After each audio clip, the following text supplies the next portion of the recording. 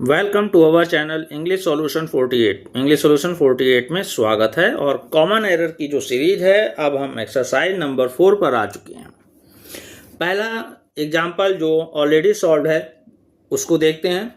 तो लिखा है I prefer to do this than that. तो हमें मालूम होना चाहिए कि प्रिफर के बाद हम देन का प्रयोग नहीं करते हैं। तो बहुत बढ़िया है कि इन्होंने देन का प्रयोग नहीं किया हुआ है और उसको इम्प्रूवमेंट करके इन्होंने यहाँ पर टू लगाया हुआ है। क्लियर है। फिर एक नॉलेज भी बात होती है कि जब हम टू का प्रयोग कर रहे हैं तो दोनों में ही आई प्रिफर यानी इन्फिनेटिव का प्रयोग ना हो करके उसको जीरंड फॉर्म में कन्वर्ट किया जाएगा। तो क्या किया गया है, तो आई प्रिफर मुझे पसंद है, डूइंग दिस यह करना, टू अपेक्षाकृत, दैट उसके। Okay clear. सेकंड आपका है they go to fish every day. तो यहाँ पे भी इंप्रूवमेंट किया है कि यहाँ डेली जाना उन्हें पसंद है, तो डेली रूटीन के पर्पस पर टू फिश ना लगा करके इन्फिनेटिव की जगह जीरंड फॉर्म का लगाया है। दे गो फिशिंग, वो फिशिंग के लिए जाते हैं एवरी डे, प्रतिदिन। ओके डन है। चलिए, पहला लिखा है he is ill since a week। तो ऑलरेडी मेंशन है कि जब हमने निश्चित समय दिया हुआ है तो हमारे लिए सिंस लगेगा, और जब अनिश्चित समय हो या ड्यूरेशन हो तो फॉर का प्रयोग किया जाएगा। तो पहला इंप्रूवमेंट जो हम करेंगे वो यहां पर आ वीक की वजह से फॉर का प्रयोग करेंगे। ओके डन है।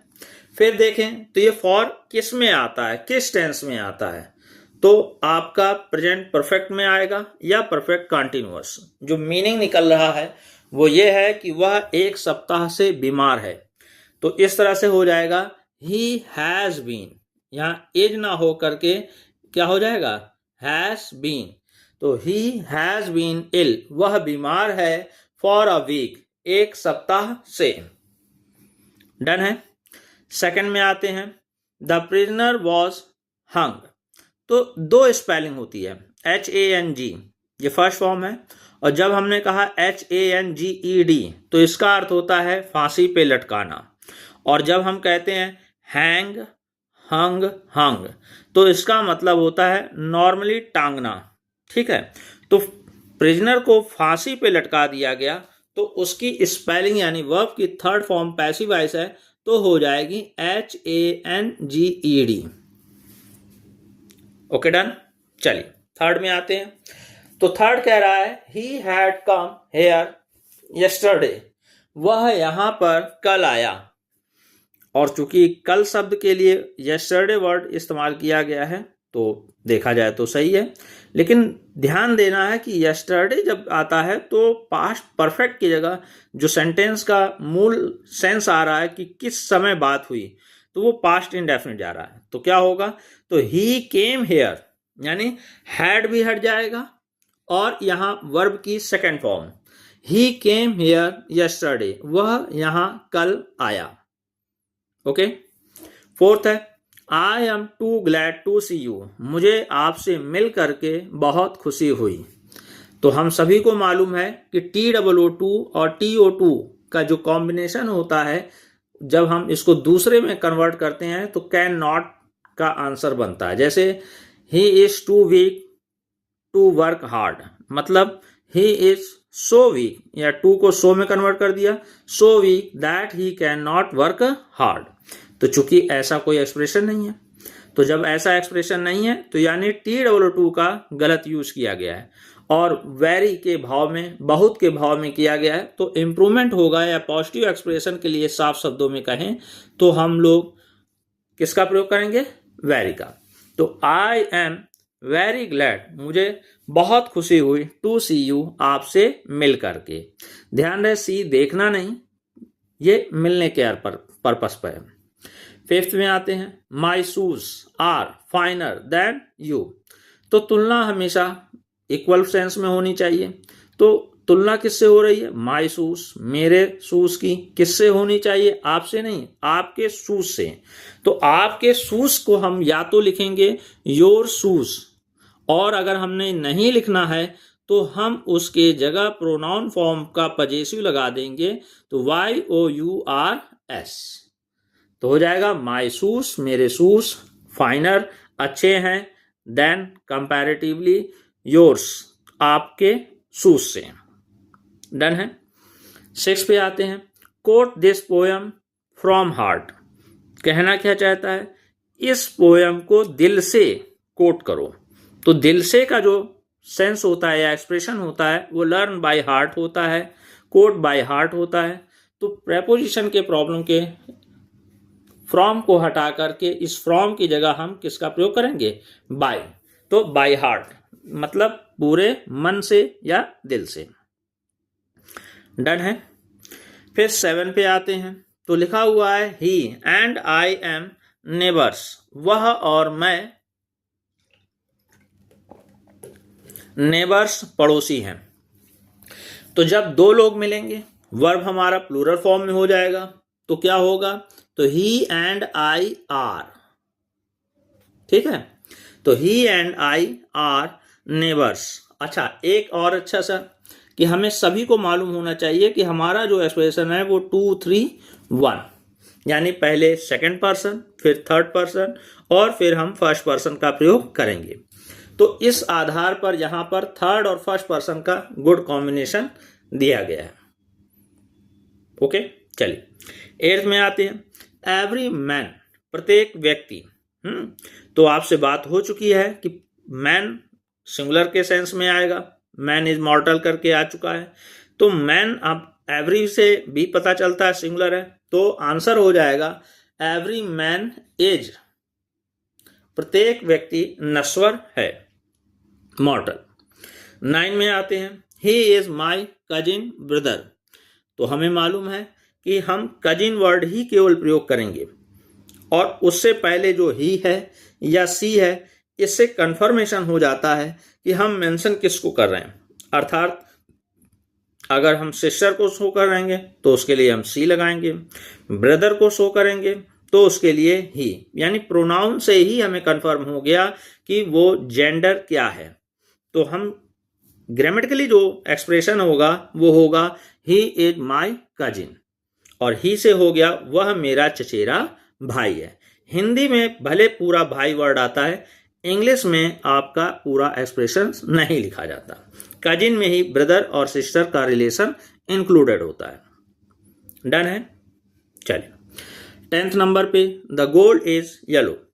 तो हमें मालूम है गोल्ड मटेरियल नाउन है, और जब हम यूनिवर्सल या जनरल सेंस में बात करते हैं तो इनके साथ किसी भी आर्टिकल का प्रयोग नहीं करेंगे।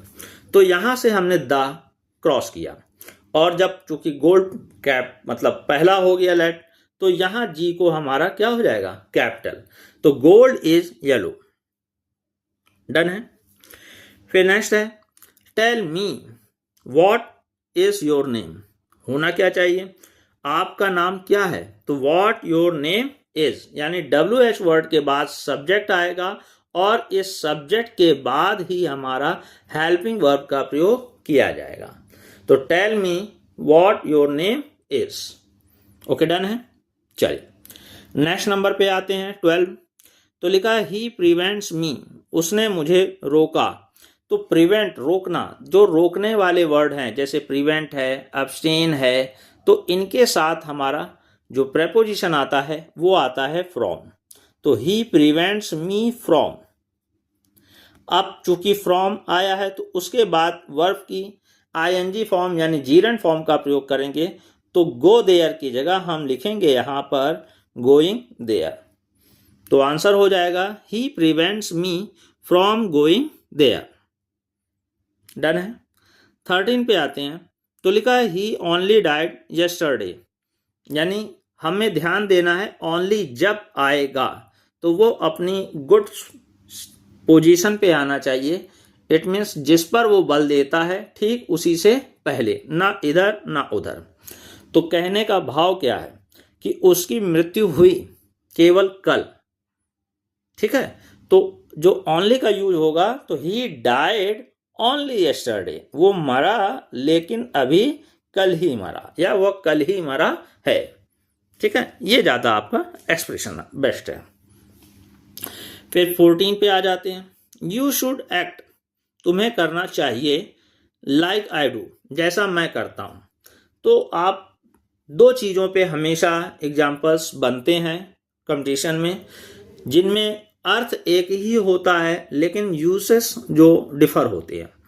तो जब हम प्रोनाउन का बात करते हैं, नाउन की बात करते हैं, तो उसमें तुलना करते समय हम लाइक का प्रयोग करते हैं। जैसे यू लुक्स लाइक आई ना, यू लुक्स लाइक मी, या लुक्स लाइक माई ब्रदर, तुम मेरे भाई की तरह दिखते हो।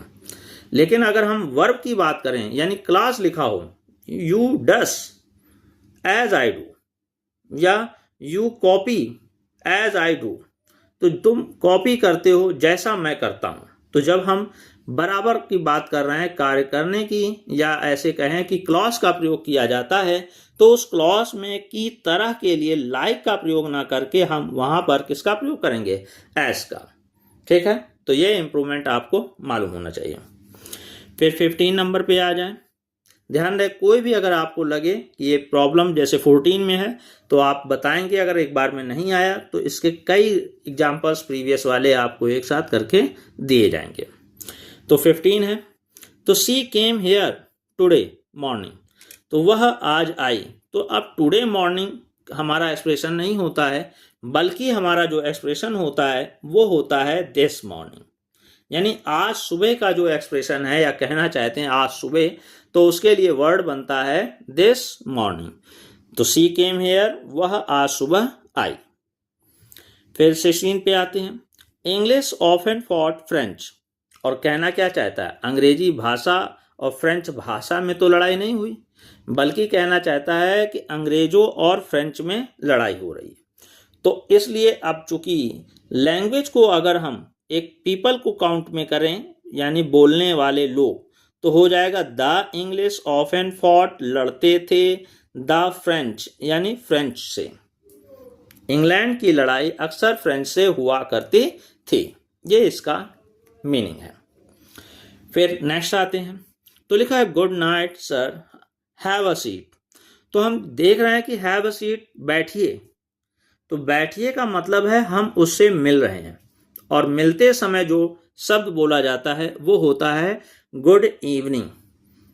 और गुड नाइट जो है वो आपका पार्टिंग यानी अलविदा या अलग होते समय बोला जाता है। तो जब चूंकि स्वागत कर रहे हैं तो हमारा जो एक्सप्रेशन होना चाहिए good evening sir, have a seat. ठीक है, तो हम यहाँ पर इस नाइट की जगह इवनिंग का यूज करेंगे। 18 पे आते हैं, तो लिखा है यू आर जूनियर। तो मालूम है हमें कि जूनियर, सीनियर, इंफीरियर, इंटीरियर, जितने भी IOR के वर्ड हैं उन सभी के साथ देन का एग्जाम्पल दिया रहता है, और इम्प्रूवमेंट में हमें TO2 का प्रयोग करना है। तो आंसर हो जाएगा you are junior to him. Okay, 19 पे आते हैं, लिखा है we should not do noise.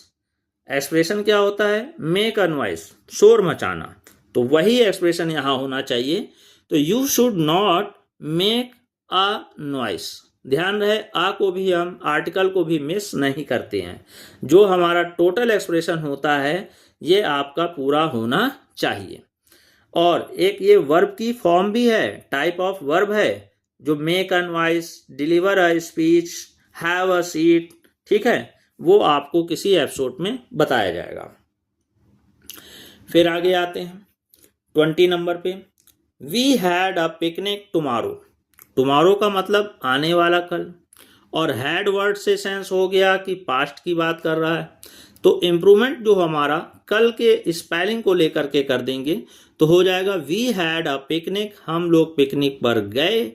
Tomorrow की जगह हम करेंगे यस्टरडे, यानी बीते हुए दिन को गए। तो यस्टरडे यहाँ पर टुमारो की जगह यूज किया जाएगा। 21 लिखा है ही वर्क्स हार्ड, वह कठिन परिश्रम करता है।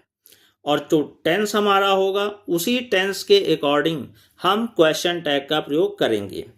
तो प्रेजेंट इंडेफिनिट में है तो हमारा प्रेजेंट इंडेफिनिट में ही क्वेश्चन टैग होगा। ये पॉजिटिव स्ट्रक्चर है तो क्वेश्चन टैग नेगेटिव होगा। तो ये तो नॉट का एक बात तो सही है, लेकिन टेंस का कॉन्सेप्ट गलत है। तो इम्प्रूवमेंट अगर हम टेंस के साथ देखें तो एस या ईएस है तो हो जाएगा डजंट। क्या हो जाएगा?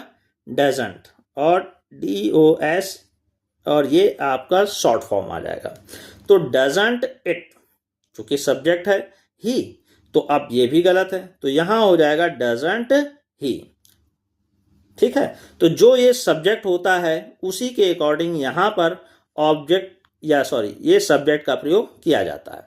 हाँ, ये आपका नाउन हो सकता है, लेकिन यहां पर हमेशा प्रोनाउन का ही प्रयोग किया जाएगा। ओके, दिखाई दे रहा है? ठीक है, तो डजंट ही ये आपका आंसर हो जाएगा। क्वेश्चन टैग का एक अलग से आपको वीडियो बने हैं। फिर 22 की बात करें तो लिखा है he is a worst student, वह सबसे खराब स्टूडेंट है। किससे तुलना की जा रही है? ना, कहीं नहीं लिखा हुआ है। तो जब किसी से तुलना ही नहीं हो रही है तो हम कंपैरेटिव या सुपरलेटिव वर्ड का प्रयोग नहीं करेंगे, तो सीधे सीधे इसकी पॉजिटिव ही डिग्री का प्रयोग करेंगे। और वर्ष हमारा मालूम है सभी को कि बैड, वर्स और आपका सुपरलेटिव फॉर्म वर्स्ट होता है। तो यहां पर चूंकि एक आदमी की सिंगल क्वालिटी की बात की जा रही, तो स्पेलिंग हो जाएगा he is a bad student. Okay, clear है? आज के लिए इतना ही। और इसी एग्जाम्पल्स के साथ आपके प्रीवियस पेपर्स के एग्जाम्पल्स भी होते जा रहे हैं। प्रैक्टिस करते रहिए, देखते रहिए और अपने आप को इम्प्रूवमेंट करते रहिए, ताकि आपके भी गुड मार्क्स हमेशा बने रहें। Thank you very much.